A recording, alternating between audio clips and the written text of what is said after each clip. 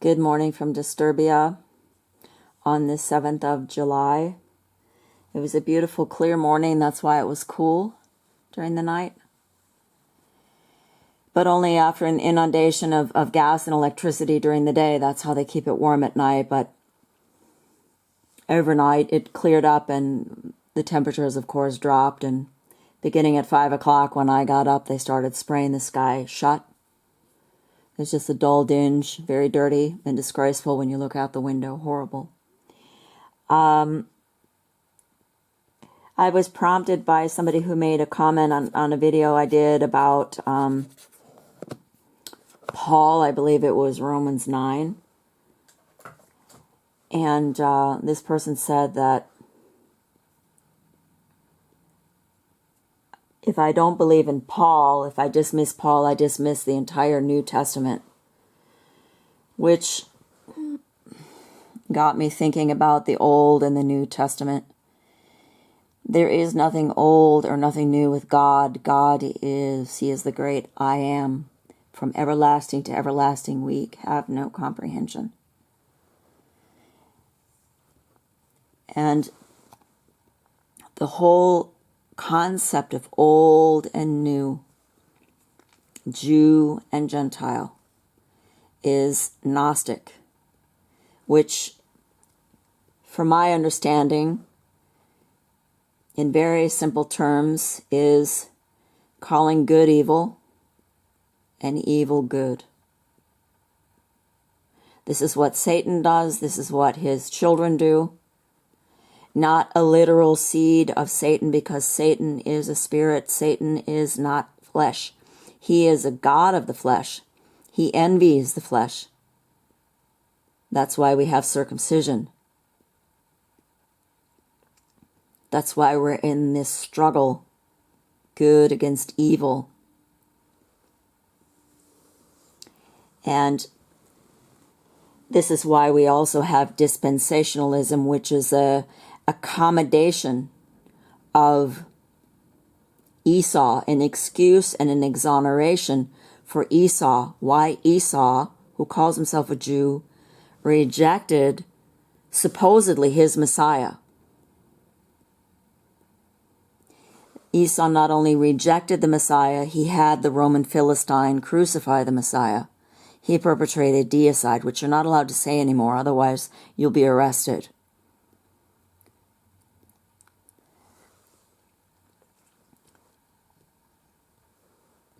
So Christians who go to church have been raised on this idea that there is a Jew and there is a Gentile, and that they are the Gentiles. There's the Jew and then everybody else. And in clear terms, it is Esau and everybody else who is not of Esau, because he is the chosen one. Everyone who is not of Esau is not saved, so to speak. And this is what is going to culminate, or this is going to be an outworking or worked out in the Luciferian age, which is coming up, which will only last 1 hour according to the Bible.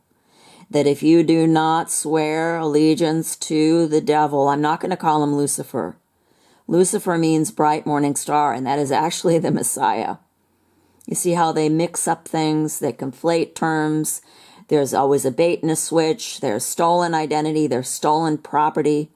The stolen identity of Jacob Israel by Esau. That's why we have the Old Testament and the New Testament, so that people do not understand who they are, and the fact that the Messiah went to the lost sheep of Israel. He found them. He gathered them because he is the great good shepherd. And then after he was crucified, they were scattered again. John 8:33. The forces that should not be want to make you believe that these were just some Gentiles. This is the whole story of Paul and Peter. Paul was for the Jews. Peter was for the Gentiles. But if you read carefully the Bible from cover to cover, which you're discouraged to do because the Old Testament is for the Jews and the New Testament is for everybody else, for the Gentiles. But if you read it from cover to cover a couple of times, you'll realize that subterfuge is afoot. You'll realize that the birthright of Jacob Israel has been stolen. And so is his identity. And we are told that we're told that there are no more Israelites. They disappeared into the annals of history. Or the Israelites are black people who are actually Canaan. Or they're Israelis and Jews, but the Jew likes to say that he's of Judah, and Jew is short for Judah, but he also calls himself an Israeli. See, he wants to be both. He wants to be both Judah and Israel because he took both Judah and Israel over during the captivity. Read Ezekiel 35:10. It says this expressly. Also, judgment upon Esau, Ezekiel 36, Isaiah 63. Read the book of Obadiah. It is one chapter long. You see, this whole world history is a cover-up, and I believe that it is unraveling slowly but surely. That is why they're up in the ante. No truth is to be told. If you tell the truth, then you're a denier. What are you denying? You're denying their lie. And like I say, dispensationalism is also a corollary to this Gnosticism, because you are to believe that God treats people differently in different ways. He treats the Jews differently than he treats the Gentiles. That's not true. Anybody who calls upon the name of the Lord can be saved. To me, that's the quintessence of God's communication with mankind. If I call to you, you answer me. And I will dwell with you, and I will sup with you, and I will show you the truth, and the truth will make you free. You meaning anybody. But there's been subterfuge laid upon subterfuge laid upon subterfuge. Many, many, many layers to this elaborately woven deception of Satan and his children Esau. If you go back to Genesis, you'll see where it all started. It started in the womb, and God told Rebekah what was going on. And we know also. Why do we always avoid the issue of the birthright? We have preterism, for example. One easy way to refute preterism is the birthright is still pending. Oh, no, that can't be, because the Jews are the chosen people, and they will look upon whom they have pierced, blah, blah, blah. This is all a very carefully constructed house of cards, and if you remove one card, it will all collapse. The whole entire house upon its faulty foundation of the blood of the children of Jacob Israel, and there's more blood to come. This is what the forces that should not be do not want you to know. That's why they created old and new, Jew and Gentile, or Jew and Greek. That's why they created this. That's why they created dispensationalism. Just to keep us in the dark. I just had a flash of a thought, and I can't remember what it was. Oh, it's the dialectic, of course. It's the dialectic. It's the left-right paradigm,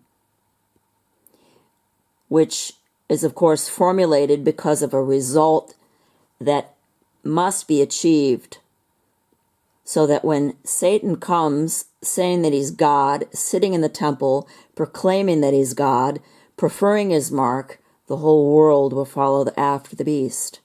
Revelation 13, please read it. Christians are hoodwinked.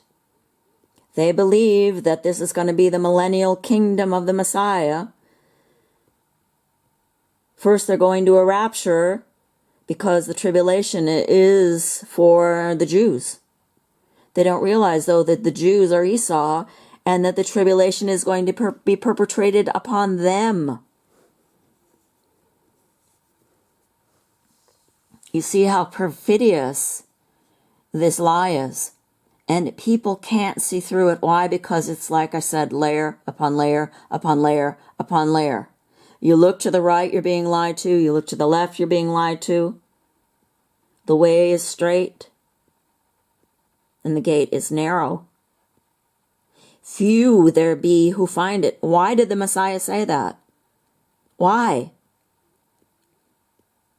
We've got to just shake off this this being enamored with doctrines of demons. It's, I would say, impossible to do without the help of God. He will help you, but you must cry out. Read the book of Judges. The Israelites were sinning all day long, and then they got in trouble and cried out to the Lord, who saves you out of all your troubles. There's something, I believe it's either Psalm 106 or 107. Cry out unto the Lord, and he will save you out of all your distresses. Now there are some people who have criticized me. They say, you're a female, you can't talk about these things. Then they call upon Paul. They say, you must read Paul. If you dismiss Paul, you dismiss the whole New Testament. It's not about Paul. It never was about Paul. Never. It was always about the Messiah. And whoever Paul was, he causes a lot of confusion, and he lied about Israel, period. If it was Paul, if we're honest with ourselves, we do not know. We have what is written, and that's why Isaiah said, line upon line, precept upon precept, here a little, there a little. You have to weigh these words out as if you were weighing gold. Gold against fool's gold. That's what we have to do. And it's hard to do. And I realize that. That's why to me it's a miracle that God showed me this. I've said this many times, but I have to keep on saying it because it's the truth. If you want to reject it, you say, she is a woman. She doesn't know what she's talking about. There are women in the Bible, especially if you consider the Gospels. The Messiah spoke to women and to men. It was always the men coming to the Messiah with women. She sinned. Let's stone her. What did Jesus say? He sat on the ground writing. He wasn't listening to them. Then he started talking to her. Go and sin no more, he said. The woman at the well, his disciples coming. What are you doing talking to her? The woman who cried and washed Messiah's feet with her tears and dried them with her hair. Men came in. What is she doing here? You could have used that oil for something better. And Messiah said, she knows exactly what she's doing. It was actually fulfillment of a prophecy. So, just as I have to be careful about what I say, I know that. You have to really if you don't know the Bible, if you haven't read it all the way through, you have to be careful about people who you criticize, who are just trying to give you the truth. But again, I always go back to the verse. The way is narrow and the great gate is straight. What did John say? They hate the light because their deeds are evil. Their deeds are evil.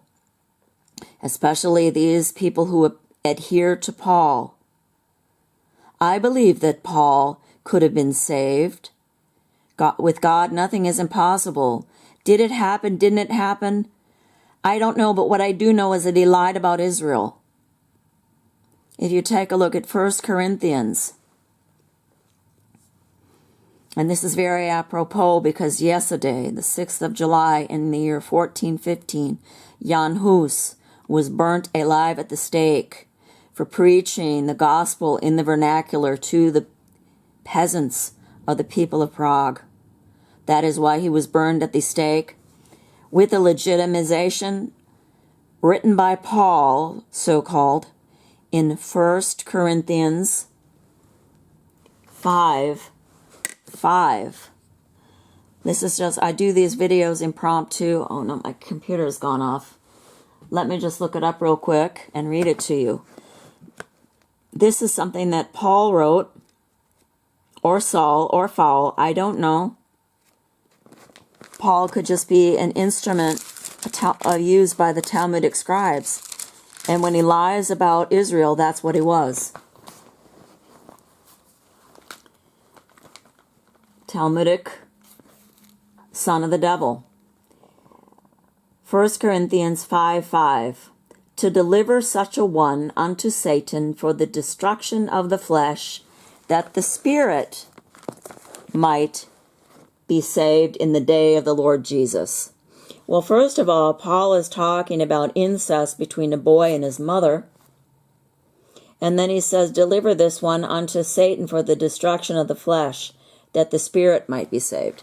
And this was the very verse that the Catholic, Talmudic, Satanic, universal pagan heathen church used in order to legitimize their burning of men and women at the stake and drowning of women, including pregnant women.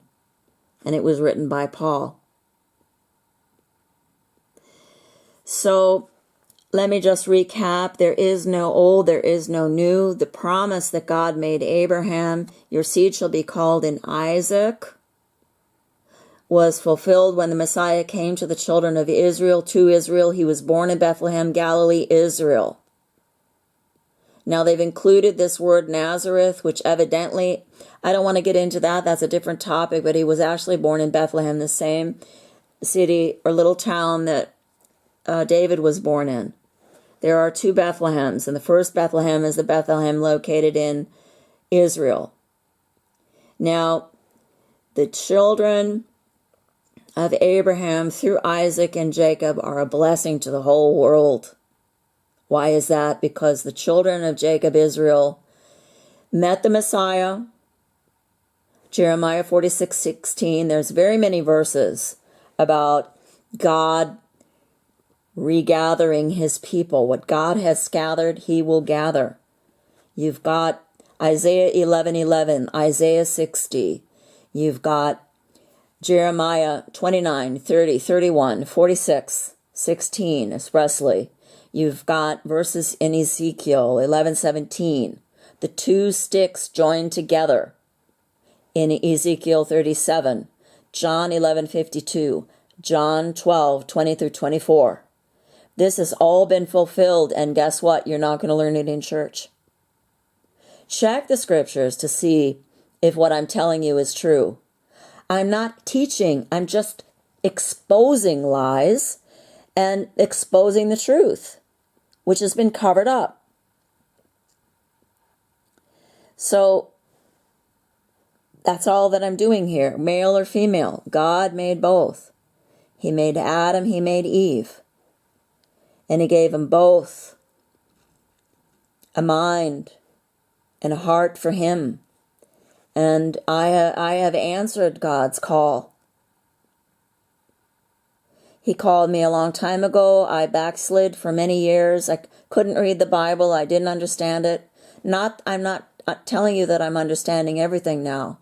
But you see, the more you avail yourself to him, the more he will avail himself to you and show you the truth. And I see that many people still don't know. And the hour is late, but Revelation 13:3 will be fulfilled. The whole world will follow after the beast because they don't want to listen to the truth, because they love darkness, because their deeds are evil and they love lies.